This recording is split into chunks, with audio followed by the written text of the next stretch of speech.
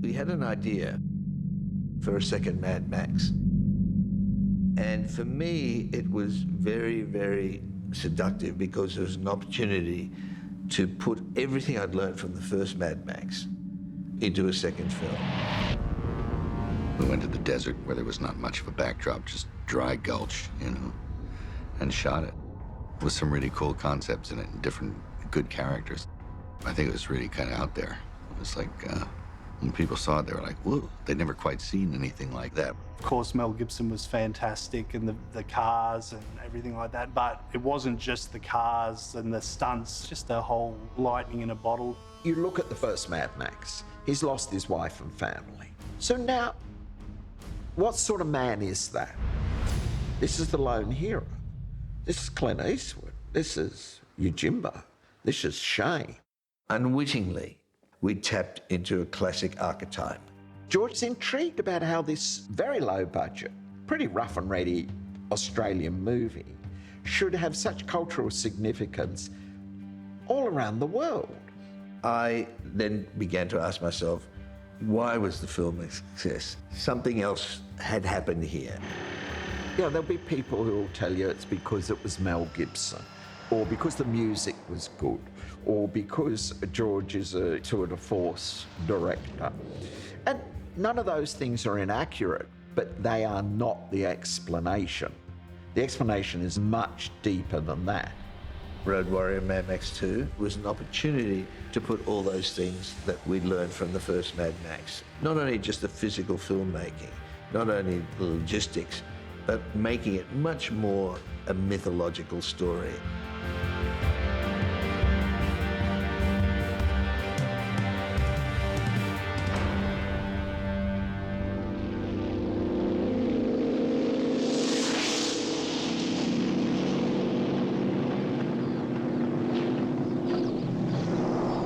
Mad Max was the first film we made, basically. The budget was very, very small, and it was a very complex and ambitious film to make. And I thought that if you planned a film really, really well, and Byron Kennedy and I planned it really, really well, meticulously, that it was just a matter of executing it. But everything went wrong. Like the most trivial things and some more serious things, just so many things went wrong that I felt very, very defeated by it. So by the time we finished the film, I thought, wow, I don't know what hit me. It was like I'm not cut out to make film.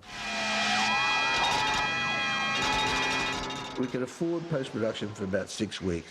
After that 6 weeks, we completely ran out of money, and Byron said, well, that's going to be the film.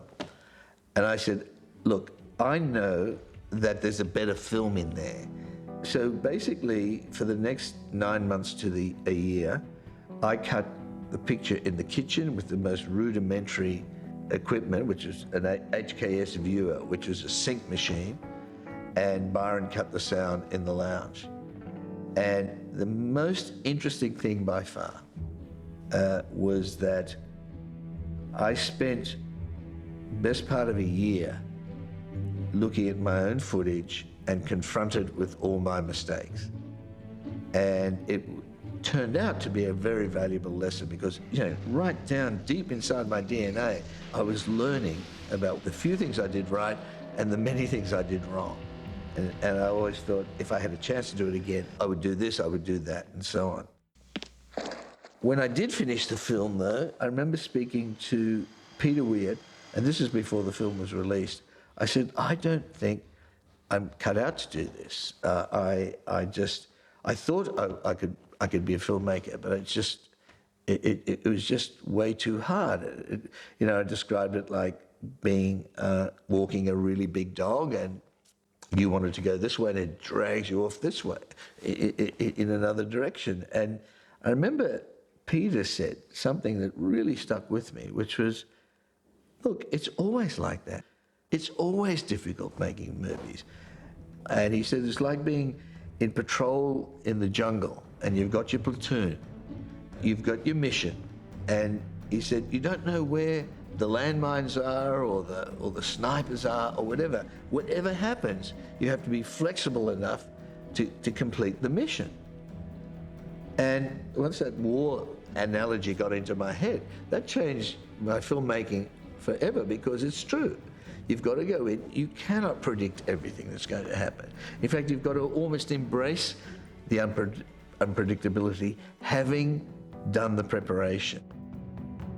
What was really amazing to me is that the film, which I thought was unreleasable, started to get traction, territory by territory, all around the world. That was pretty unexpected experience. And I'd been bruised enough to realize it wasn't because I was particularly clever. So I felt like I dodged a big bullet and was grateful for that. And I felt if I'm to make other films, I really need to understand a number of things. The first was more about filmmaking and the process. The second was a lot more about acting, and also to understand why the film was successful around the world. George and I would spend 16, 18 hours a day talking about storytelling, doing just the most intense work. Terry Hayes, who wrote the novelization of the first Mad Max book, he started to read up on storytelling and reading the books on storytelling and so on, and as did I. And then we got onto Joseph Campbell, who wrote A Hero with a Thousand Faces. Once we got into that, I began to realize that Mad Max's success was that it tapped into a universal archetype. That in Japan, he was the same as a samurai, and the French saw the first Mad Max movie as a Western on wheels, and the Scandinavian saw him as a classic Icelandic or Viking warrior, and so on around the world. George and I were obsessed with this, not just about Joe Campbell, but about trying to understand storytelling's part in a much broader context. And understanding that, and that we were, in a sense, the servants of a collective unconscious in the way that Jung and people like Campbell really elucidated, really informed us about storytelling and how Mad Max fits into that tradition. The juice, the precious juice. In my career as a radio producer, I'd actually come up with a brilliant idea. I think I only ever had one brilliant idea, and it wasn't even original. So I came up with this idea. It'd be a good idea if we did a sort of a War of the Worlds style thing, that the Arab oil embargo had just finished. If there's going to be a world war, it's all going to start in the Middle East, and it's going to start over oil. So I suggested to the on-air host that we'd do this, that we'd keep interrupting the program to bring news flashes. So we did. We warned everybody that this was just how the world might end, that what you're listening to is a recreation of a thing that's not happening. Well, it was really fascinating, because nobody heard that. People were driving to their schools to pick up their children, and they were going down to the supermarket to buy stuff, like clearing out shelves. There was such a latent fear, anxiety there at the time, that people were more than happy to suspend disbelief. When George and I started to talk about Mad Max 2, I said to him, well, you know, obviously it has to be set in a post-apocalyptic world, because you've already established that. And I told him about my experience on the radio program. He said, let's do it. Let's do it. Let's say that's how the world ended. In a very quiet, calm, beautiful city like Melbourne, when there was big restrictions on going to the gas station, and there was one gas station in the middle of the city at one point where there were massive queues of people. I remember it took 10 days of that for the first shot to be fired. Now, nobody fired at anybody else, but someone fired a gun in the air to warn people off.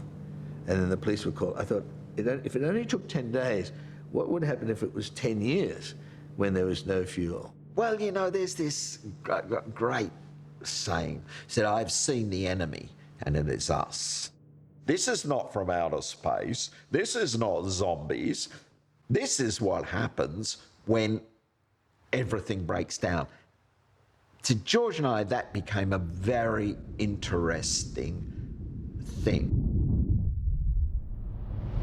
What are you looking for? Come on, Max, everyone's looking for something.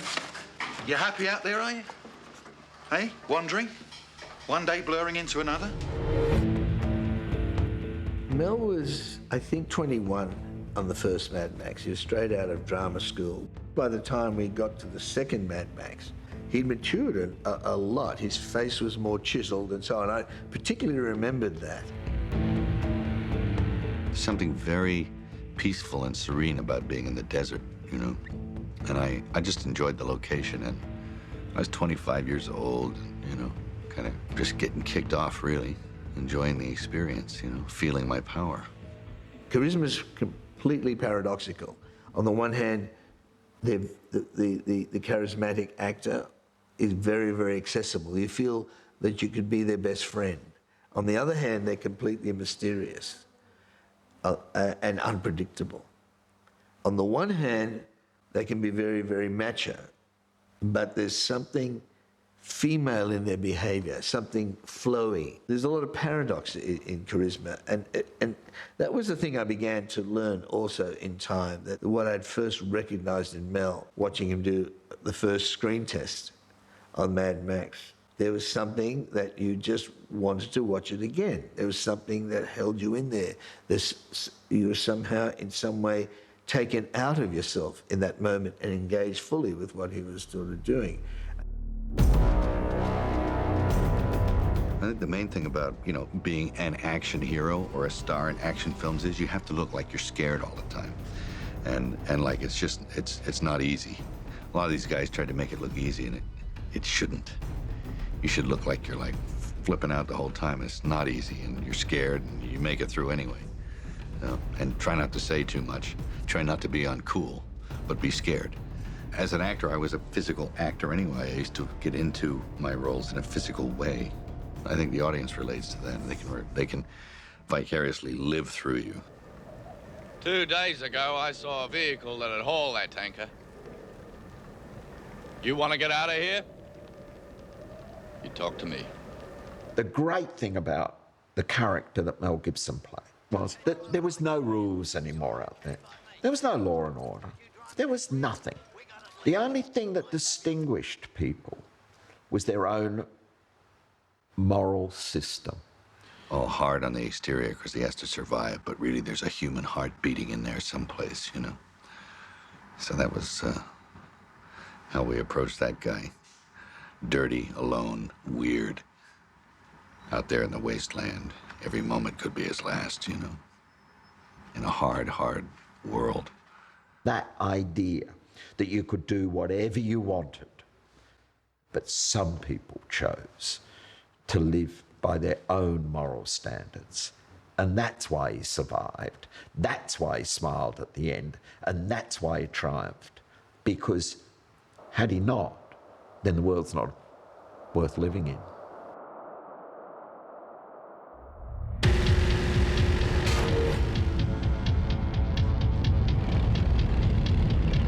In order to think about the aesthetics of Mad Max 2 or Road Warrior, you need to go back to the first Mad Max.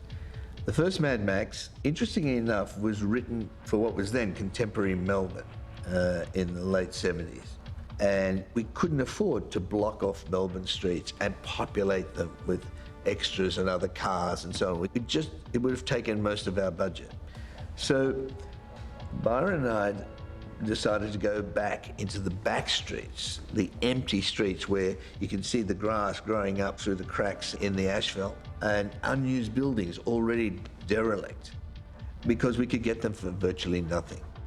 So to explain that, I put a caption at the beginning of the movie which said, "A few years from now," and basically we were forced into a dystopian world. That was accidental. By the time we got to Mad Max 2, it was much more deliberate. By this time, it was quite clear that the movie was going to live or die on being bold. And what we lacked in money, we had to make up for in inventiveness. In order to design the film, the landscape was very, very key, and what we put in the landscape was very, very key. You know, we sort of got into the whole punk leather bondage scene, and it was kind of like the Link set from King's Cross in Sydney, you know? It was this kind of sadomasochistic kind of weird garb.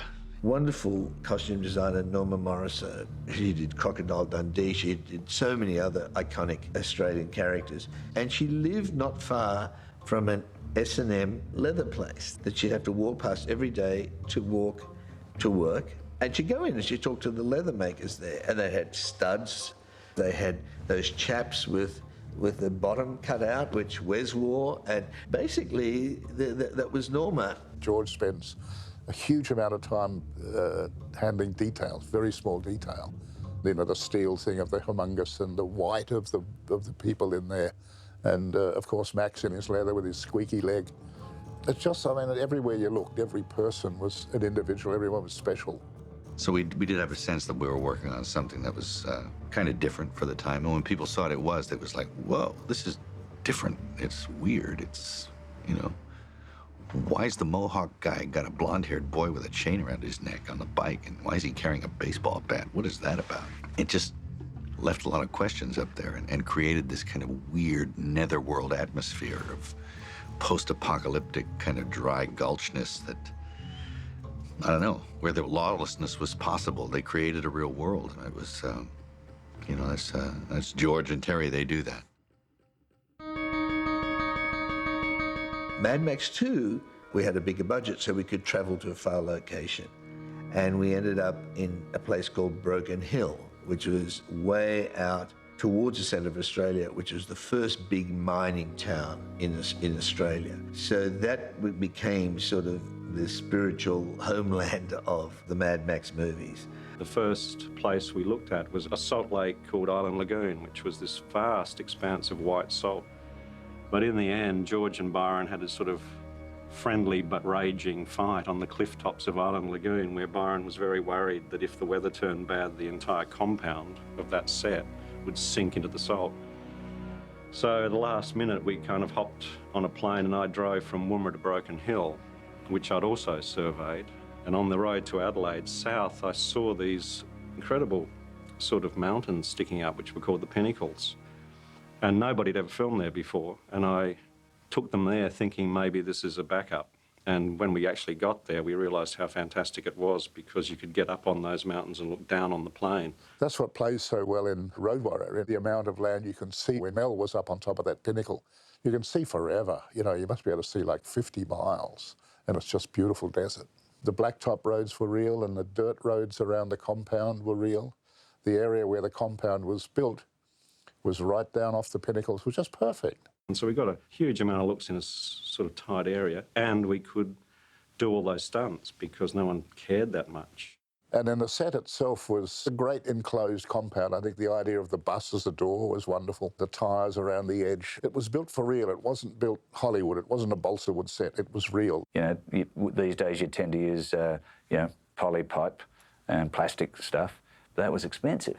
So we used real pipes from the mines that we got lying around up at Broken Hill, which were starting to close down. So they had a lot of scrap steel and, yeah, everything had to be welded together. When we first arrived here by helicopter and saw it, it was just stunning, staggering. And as a result of that, we started the film very high, very up, because we were just so impressed with what we'd seen the art department build. When we blew it up in that spectacular explosion, they brought in, I believe, Army engineers to do it. They weren't special effects. They were, like these guys had blown up battleships. So, George said, well, what are you going to do? And I said, we're going to do this, going to do that. He said, no, I'm bringing in the Army. And they went, you can't bring in the Army. We're the special effects guys. He said, no, we're bringing in the Army because you can't get the type of explosive we want to use, but they can.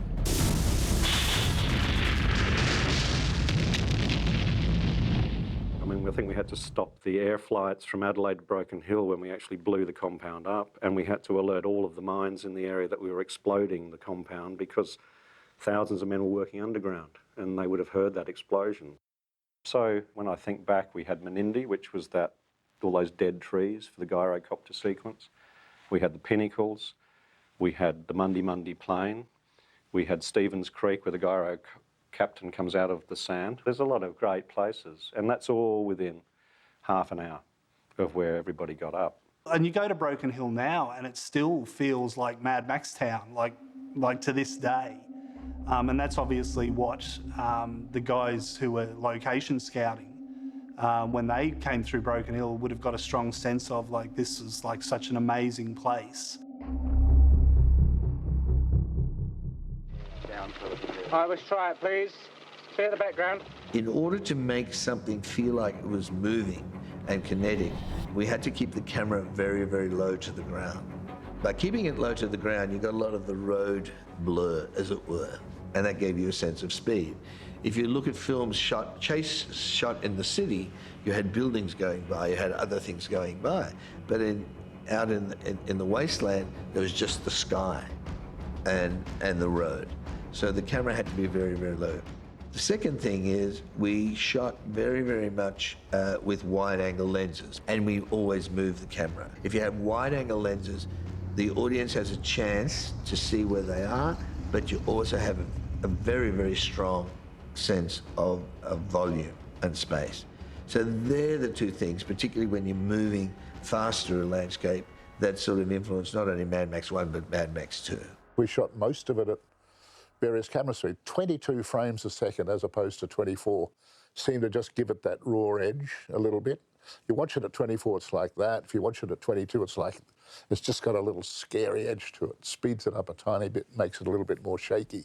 I interviewed two cameramen. One was Johnny Seal, who was still operating, but he hadn't shot anything, in a sense, lit anything by himself. And Dean Semler, who had made a very famous documentary on a steam train and shot some of the most beautiful footage just travelling through the landscape for the government film unit. I did news, I did current affairs, I did documentaries, I did commercials, and bingo, now I'm doing features. So I was never trained by a cinematographer. I learned as I went along, and operating was very much an integral part of that. It also keeps the relationship down with the DP and the director as a one-on-one. It simplifies the communication.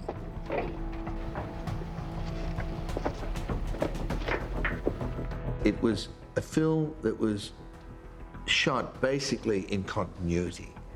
And in fact, had we not done that, we would not have been able to actually do the film in the time. Now, that was very, very helpful because I was able to keep in my head what I thought we had as we went. Remember, these are the days before there was video split, and it was the days when we wouldn't see our dailies until about a week after we shot them. So I relied enormously on the operator, on Dean Semler. George has what he calls a circle of grace around the camera. And he loved the Aussie cameramen and the way they kept the harmony around the camera, the way they respected, the director and particularly the actors. The thing that amazed me about that film was that it was such a kinetic film. It moved the whole time. And for a film to move as much as that, to always be on the move, like truck chases and stuff, it was amazing how we didn't actually go anywhere ever. It was always pretty still. A lot of wind machines being used and stuff, and nobody actually moving. It was just, shoot upwards, don't relate it to the ground, just make sure the sky's in the background, turn the fan on. And it looked like you're flying, We decided when there was nothing going by, when there was just sky, we keep a lot of vibration going. And in some cases, we actually put it in very, very, back in those days, optically, which is quite expensive to do. But I remember Dean saying, the crew kept coming to him and saying, but, we're meant to keep everything smooth and that's our job, particularly the dolly grips and everything. We're saying that's our job and you're accepting and George is accepting, what's he doing? And Dean said to me years later, he said, look, I'd say to them, I don't know what he's doing, but he seems to know what he's doing. And by then I had the authority of having made the Mad Max, so they just went along with it. I'm not coming on this tanker. I put a blood on this man and no bastard's going to tell me it's going out. He's gone. But I just had enough confidence from what I'd learned all that time in the cutting room and for the first Mad Max about how to approach the film. George, throughout the whole shoot, looked like he was about to pass out from exhaustion. I mean, he worked like nobody I've ever seen, and he still kept pushing. So there were always sections of the script that he felt that we needed to work on, that we could elevate, that we could improve. The film lives within George. He doesn't go to bed at night and forget it. So George never stopped. He would come, obviously at night he would think about the next day's shooting, which was immediate. And he would do these little sketches in the morning, and they were a great guide. You know, he did them, and he did them very well. They were rough, but the angles were good, and we understood the meaning and the editorial thoughts he had for the particular sequence we were going to do. He's kind of like a mathematician, you know.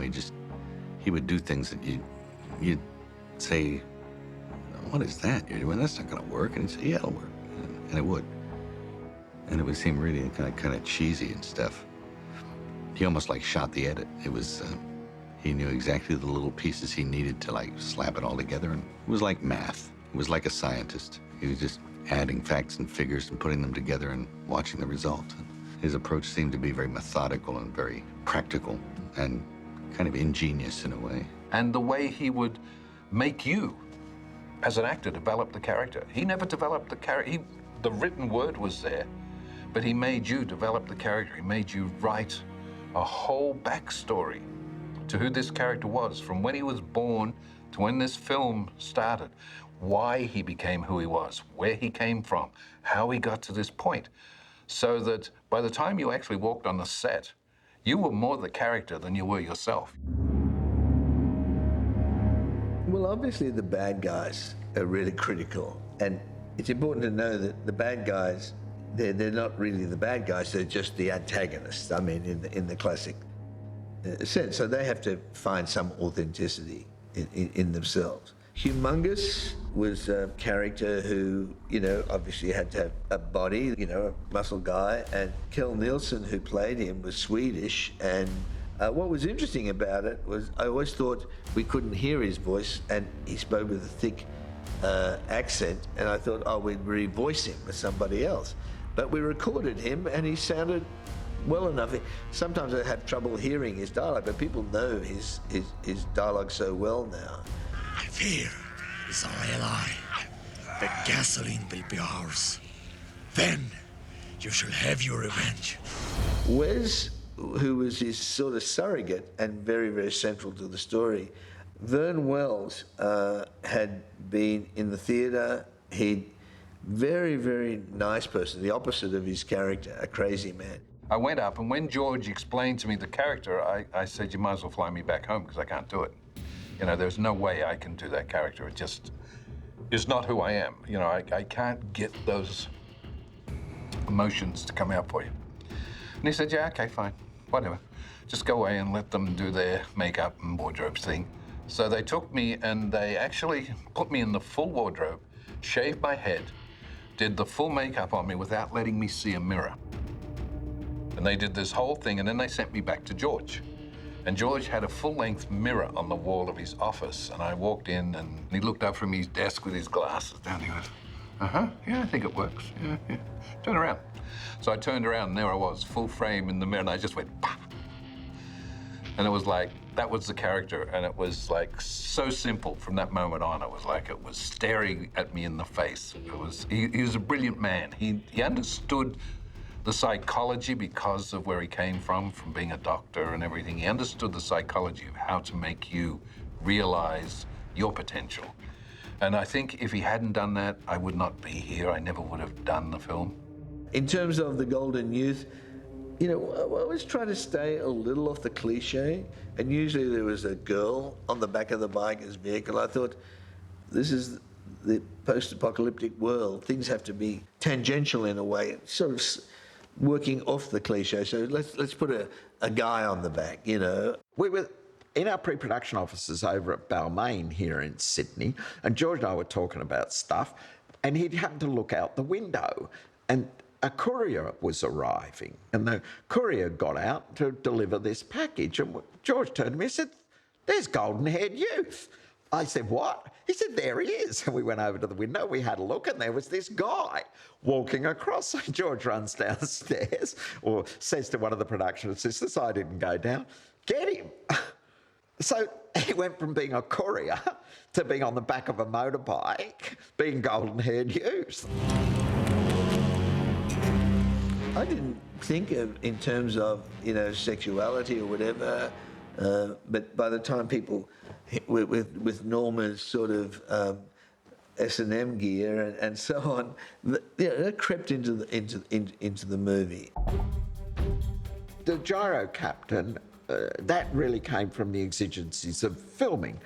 George knew that to justify doing aerial shots, which, were expensive and that, it would be great to have this gyrocopter.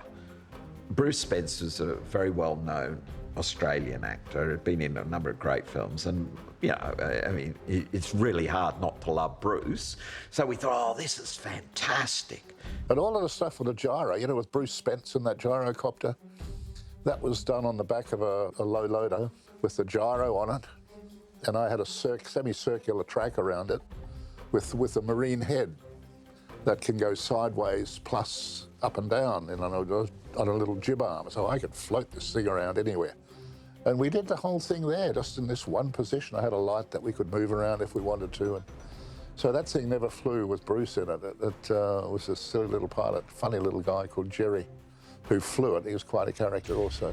I remember sitting at lunch one day out at Broken Hill, and somebody said, "Hey, look at Jerry." Jerry was the gyro captain. And I didn't bother looking. They said, "Oh, Jerry's just crashed." Jerry had been flying overhead and called pow into the ground. Jerry Goodwin, who doubled for Bruce Spence as the gyro captain, I've had the pleasure of meeting Jerry a few times. And Bruce is Jerry, Bruce Spence is Jerry. Like, Jerry is this kind of sweet, lanky man, but this, I want to say, mad aviator. I think Jerry built the gyrocopter in his garage. This was not Department of Civil Aviation approved flying machine. I can promise you that. So we were always on tenterhooks with that. My life fades. The vision dims. All that remains are memories. I remember a time of chaos, ruined dreams, this wasted land. But most of all, I remember the road warrior, the man we called Max. And my name's Emil Minty, and I played the feral kid in Mad Max 2, The Road Warrior. The character as the feral kid was pretty wild, but that was me. I was 8 years old, and I was running around the set and running around in the dust and dirt, and so for me it sort of came naturally. All right, I made one mistake.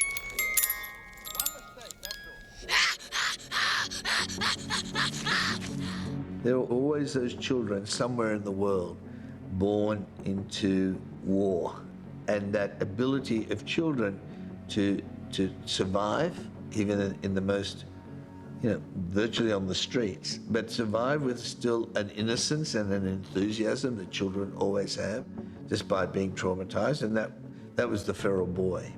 I remember going around to the moat, like around the compound, there was like a moat, and in there was all rubbish, and I was rummaging through there, and I found this box of washers, and I put them on a string, and Archie Whiteley, she played the captain's girl, I actually put this on a string and I made a necklace and I gave it to her, and you sort of see in the movie she actually wears it, so it became part of her costume, which was pretty amazing, and now I'm a jeweler, so it's quite funny. Go up there and grab the camera. Right down the lens. Run up to it. The feral kid had a weapon of choice. He had a metal boomerang, but I've actually got it here now. I've still got it till today. This was the boomerang that was used to when I caught it, and so it's got some holes in it and had some fishing line that went up to a motor, ran along a boom and basically spun around, and a guy, you know, out of shot of camera, pressed a button and it would turn around, and obviously they directed it into my hand, and that was how I caught the boomerang, because they weren't able to throw a metal boomerang at an 8-year-old kid and expect to catch it. Oh my God. How long? That's unbelievable. Yeah. Unbelievable. I remember the first moment you walked through the door. Yeah. And you walked in. I thought, oh, God, you had a fantastic energy. And I thought, and you were just like that all the way through. And whenever I threw at you, you did. Yeah, did. Yeah. Remember I asked you, do you think you can growl like a dog? Straight into it. Do you remember crawling onto the... On the truck? Yeah. Yeah, I definitely remember crawling on the truck. I bumped into Vernon a couple of years back when he came to Sydney, and I bumped into him, and he reminded me, although I remembered certain things, he reminded me that scene, he was coming up, and there was a few takes where I was laughing, and I couldn't stop laughing. And he said to me, I wasn't getting scared. So what he did is he got a sponge, and I'm pretty sure this is what he said. He got a sponge with blood on it, and he came up and he just had it hidden, and he grabbed my hand, so the blood all sort of spurted on. And that actually scared me. So I actually got scared. He reminded me that because he said I was laughing. I don't remember the sponge, but I do remember you laughing. Laughing, like, yeah.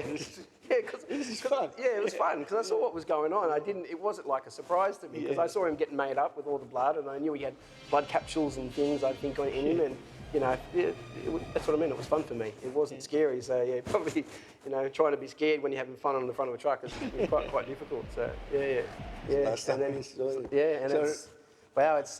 it's 35 years or... Yes, 1981 or 2. Yeah, 1981. Yeah, it's amazing. I just said to... hold up the boomerang. I think it boiled down to that everybody in that film wanted to be there. Everybody in that film wanted to be doing the film, regardless of how much money we had or didn't have. We just wanted to be there working on that particular project. And I think that's what made the film so good, was that you see the heart in that film, you see the heart that comes out, and it resonates onto the screen. I think that's what made it such a nice film.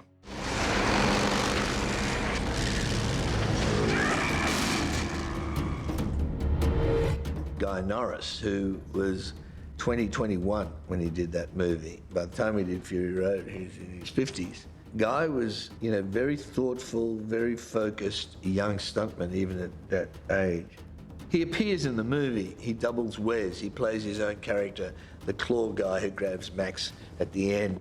We're going to do a classic T-bone, which is a guy on a bike hits a vehicle, but clears the vehicle and just goes flying through the air.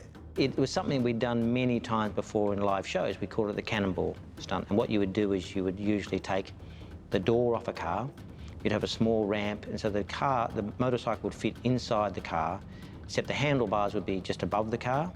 And so you would hit it right where the headlight of the motorcycle would be. Just the moment that you hit the bottom of the ramp, you'd launch yourself up in the air, you sail over the top and land in boxes or mats or whatever you have on the other side. And it was a vehicle that had just flipped. And then I thought, that's not going to cut if you go from a vehicle that's still moving. If it's static, it needs to have some movement in it. So I said, could we just put a cable on it so it could move a little bit? Which I think was my first mistake, because Guy wasn't hitting a static vehicle, it just had a little bit of movement in it. My second mistake was, wait a moment, when the vehicle rolled, there was a lot of dust, and then suddenly there's no dust. So I said, could we just make a little bit of dust just before we go at the right moment? So they put a little dish with a bit of dust and a little charge in there, so it went poof to create a bit of dust. And then Guy starts coming at this thing.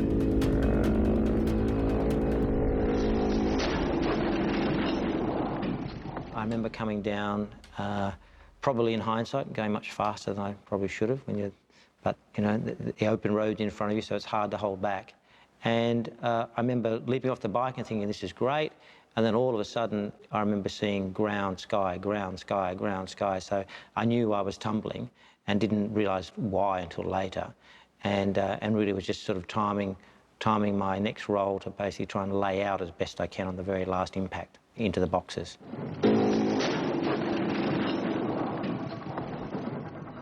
Now, he did the stunt, and because I put that little bit of movement, that little bit of rocking in there with the dust, it was a little harder for him to see.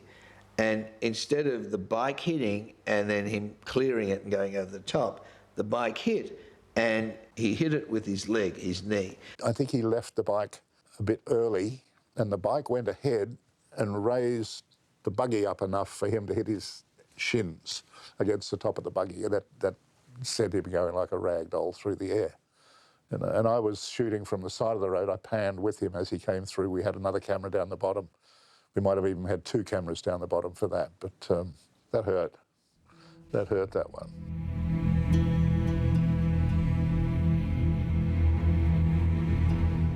And when he landed, and I remember running over and having a look and realising that he had no head injuries or anything like that. I realised he'd hit his leg, but expecting to see his leg shattered. And I remember he was just there doing some sort of Zen meditation to push away the pain. As soon as that happened, I thought I'd dislocated my hip. It just didn't feel bad, it just felt uncomfortable. And I remember George rushing over and everybody being there and trying to stand up and, my leg not working. I looked at him and I realised, wait a minute, he didn't break his leg. Now, what he didn't tell us was that some months before, I don't know how long it was, he'd had a similar injury, broke his femur, and had a pin in his bone. When they took him to hospital, x-rayed him, the leg didn't break, but the pin bent. And it was amazing because they wrote it up as a medical article of a bent pin of someone who had already broken their femur. And so because I was still playing the character of Bear Claw, I still had the end sequence to do, which is where I climb onto the tanker, fight with Mel through the rear window, and then Emil Mitty's character then comes and tries to attack me. And so we ended up putting that off for a week or 2, and literally what I would do is come out on set and have my foot up on a box, and we continued filming the end in simulated travel for the rest of the film. If it's all the same to you, I'll drive that tanker. In terms of the final chase, that was built up in that same way. Storyboards one day ahead, having a good idea of where it's going to go, knowing that the tanker was going to crash at the end, it was to be full of sand and things like that. Somebody kind of like matched the chariot race in Ben-Hur, the whole truck driving sequence. In fact, it was kind of like that chariot race, people flying under the wheels and all kinds of caper, using dummies and all the old movie tricks, And I remember there was a big debate about who should roll the tanker. And Dennis Williams, who was a truck driver himself, who was doing all the basic truck driving, but wasn't doing stunts, said, well, sure, we could get a stunt driver to do it, but they've never rolled a truck before. No one had in Australia. He said, but I was actually, in my normal job, flipped one of my trucks. On the morning of the stunt, he was pretty nervous, I think. We were all down eating our bacon rolls. We used to have hot bacon rolls and cups of tea in the morning. It was cold in the desert. And Dennis was pacing up and down, looking a little nervous. He couldn't eat or drink anything because if he went to hospital, he had to have an empty stomach. Anyway, he went up to the top to his start mark, which was out of our shot, out of our vision, and we heard the engine start. He gave us the signal, doot, doot. When he was up to speed, we rolled cameras. He came down and did this spectacular stunt, just rolled it. It rolled perfectly, the positions we expected it to roll in. We had a Ned Kelly down there, which covered it beautifully.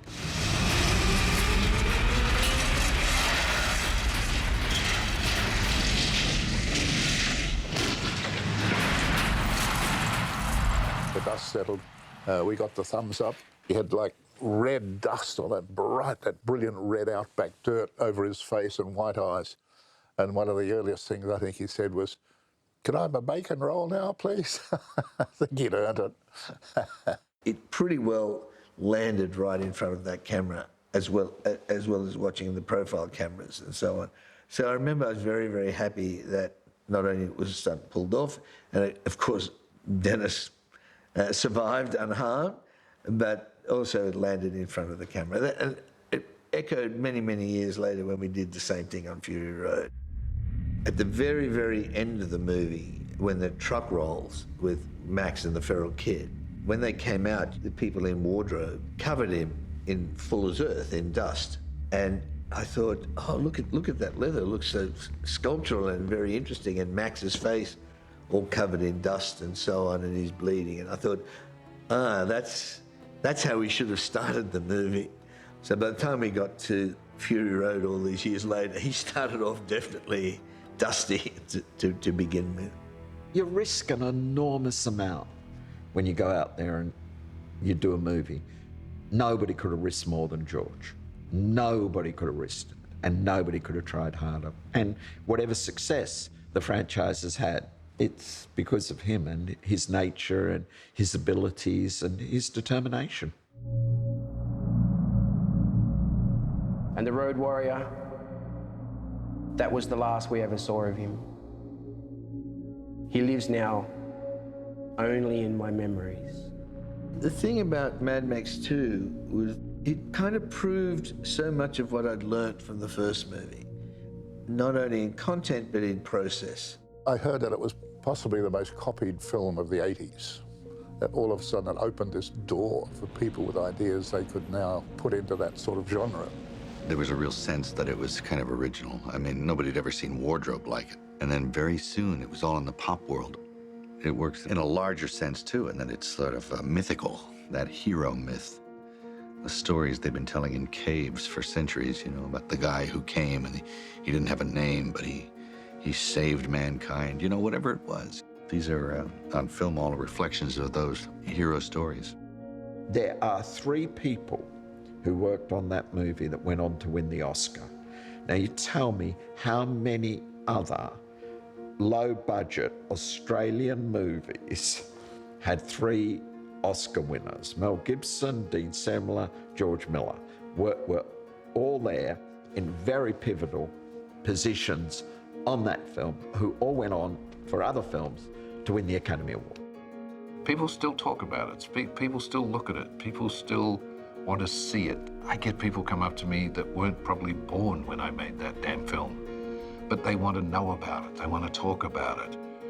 That, to me, is what a film is supposed to be. That's what gives me the most in here, is that I know I was involved in something that was unique. It seemed to be some sort of cultural reference point of a certain genre.